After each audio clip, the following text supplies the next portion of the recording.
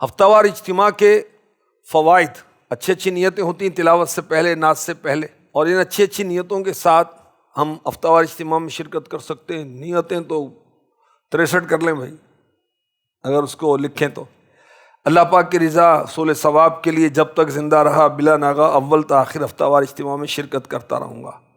یہ نیت ہم کر سکتے ہیں نا بھائی، تو ہم کر لیتے ہیں کہ انشاءاللہ میں جب تک زندہ رہا دعوت اسلامی کے سنت و بھرے اجتماع میں اللہ کی رضا کے لیے، حصول ثواب کے لیے بلا ناغہ اول تا آخر شرکت کرتا رہوں گا۔ مسجد میں دنیا کی باتیں کرنے سے بچوں گا، علم دین حاصل کرنے کی کوشش کروں گا وغیرہ۔ دعوت اسلامی کے ہفتہ وار اجتماع میں اوابین کی ادائیگی کی جاتی۔ مغرب کے بعد اجتماع موسٹلی شروع ہوتا ہے، بعض جگہ عشاء کے بعد بھی ہوتا ہے۔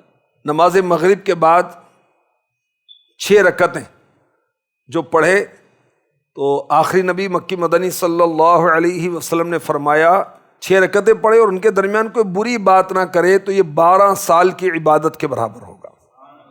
ہفتہ وار اجتماع میں کتنی برکتیں ہیں دیکھیں، تلاوت قرآن ہوتی ہے اور سورہ ملک پڑھی جاتی ہے، اور اس کے بارے میں کہا جاتا ہے کہ سورہ ملک عذاب قبر سے محفوظ رکھتی ہے۔ بیانات ہوتے ہیں، تو بیان سے مراد کیا ہے؟ خیر کی ایسے باتیں یاد دلانا جس سے دل نرم پڑتا ہے، اور دیکھا ہم نے اجتماعات میں دل نرم پڑ جاتے ہیں۔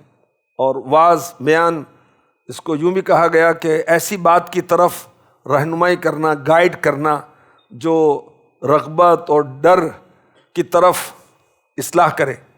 تو انبیاء، صحابہ، بزرگان دین نیکی کی دعوت دینے کے لیے یہ انداز اپناتے تھے۔ پیارے آقا علیہ الصلوۃ والسلام صحابہ کو جمع کر کے کچھ بیان فرماتے تھے۔ صحابیات نے بھی عرض کی کہ حضور ہمیں بھی وقت عطا فرمائیں، اور میرے آقا علیہ الصلوۃ والسلام ان میں بھی بیان فرمایا کرتے۔ ہفتہ وار اجتماع میں ذکر ہوتا ہے، اور میرے نبی صلی اللہ علیہ وآلہ وسلم نے فرمایا جو لوگ جمع ہو کر اللہ پاک کا ذکر کرتے ہیں سوائے رضا الہی کے ان کا کوئی مقصد نہیں ہوتا، تو آسمان سے کوئی آواز دینے والا آواز دیتا ہے کھڑے ہو جا، تمہاری بخشش ہو گئی، تمہارے گناہوں کو نیکیوں سے بدل دیا گیا۔ ہفتہ وار اجتماع میں اجتماعی دعا ہوتی ہے۔ ایک تو دعا دل ہی دل میں بھی کر سکتے ہیں، بغیر ہاتھ اٹھائے بھی کر سکتے ہیں، ہاتھ اٹھا کر بھی کر سکتے ہیں، اور ہر زبان میں کر سکتے ہیں، آنسوؤں کی زبان میں بھی کر سکتے ہیں۔ مگر جو دعا اجتماعی طور پر کی جاتی ہے یہ قبولیت کے قریب تر ہے۔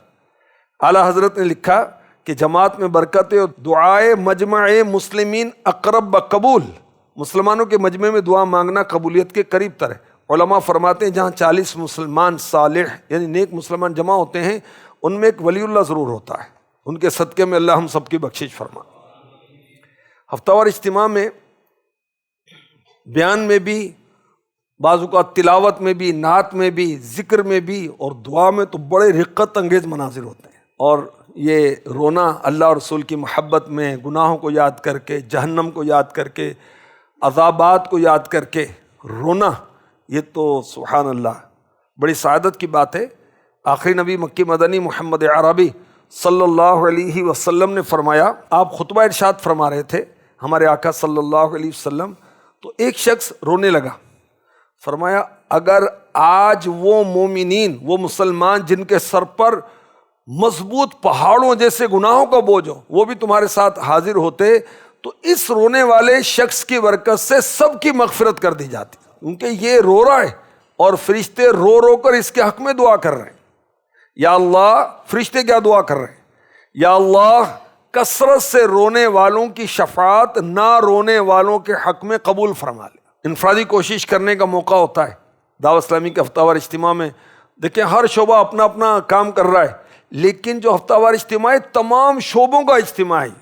اب تمام شعبے آپس میں رابطہ کر لیتے ہیں ہفتہ وار اجتماع کی برکت سے، ایک دوسرے سے رابطہ کرتے ہیں، ملاقات ہو جاتی ہے، کیونکہ ہر شعبہ ہر شعبے سے کچھ نہ کچھ لنک رکھتا ہے، کوئی ریلیشن رکھتا ہے۔ اب کام پڑھتے ہیں، مثلاً رابطہ برائے شخصیات، اب ان کو اپنے نگران سے سب کو کام ہوتا ہے، اور مدرسۃ المدینہ بالغان سے انہوں نے کہنا ہے کہ بھی ہمارے فلاں مارکیٹ میں آپ شروع کریں، تاجران والے کہیں گے۔ اب اسلامی بہنوں کا مجلس معاونت برائے اسلامی بہنیں، ان کے ذمہ دار اجتماع میں موجود ہیں، اور ہم یہ چاہتے ہیں کہ بھی ہمارے علاقے میں بھی اسلامی بہنوں کا اجتماع شروع ہو جائے، تو ان سے رجوع ہو جائے گا۔ اس طرح آپ قیاس کرتے چلے جائیں، غور کرتے چلے جائیں۔ امیر اہل سنت فرماتے ہیں کہ دعوت اسلامی کا 99% دینی کام انفرادی کوشش کے ذریعے ممکن ہے، اور یہ انفرادی کوشش کا زبردست موقع ہے، نئے پرانے سب آ رہے ہوتے ہیں۔ ہفتہ وار اجتماع میں رات گزارے یہ بھی کام ہوتا ہے۔ اب اس کی برکت سے ہم مسجد میں ٹھہرتے ہیں، اور مسجد میں بیٹھنا افضل کام ہے، پرہیزگاروں کے اعمال اور نیک لوگوں کے درجات بڑھاتا ہے یہ کام۔ میرے پیارے نبی مکی مدنی صلی اللہ علیہ وسلم نے فرمایا مساجد مومنین کے لیے باغات کی حیثیت رکھتی ہیں۔ منافق مسجد میں ایسے ہوتا ہے جیسے پنجرے میں کوئی پرندہ قید ہو، بھاگو بھاگو، اس کا یہ انداز ہوتا ہے۔ اجتماعی دعا کرنا بھی نصیب نہیں ہوتی، ارے بھائی دعا کر لو۔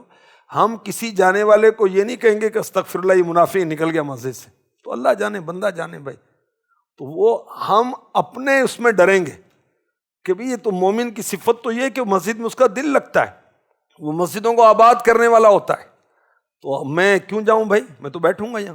ہفتہ وار اجتماع کے فوائد میں تہجد کی سعادت بھی ہے۔ رات اٹھ کر تہجد پڑھنا، یہ تو میرے نبی نے فرمایا صلی اللہ علیہ وآلہ وصحبہ وسلم کہ رات کو ضرور قیام کیا کرو، کہ تم سے پہلے نیک لوگوں کا طریقہ ہے، رب تعالیٰ کا قرب پانے کا ذریعہ ہے، گزشتہ گناہوں کو مٹانے کا ذریعہ اور آئندہ گناہوں سے بچانے والا ہے۔ سبحان اللہ۔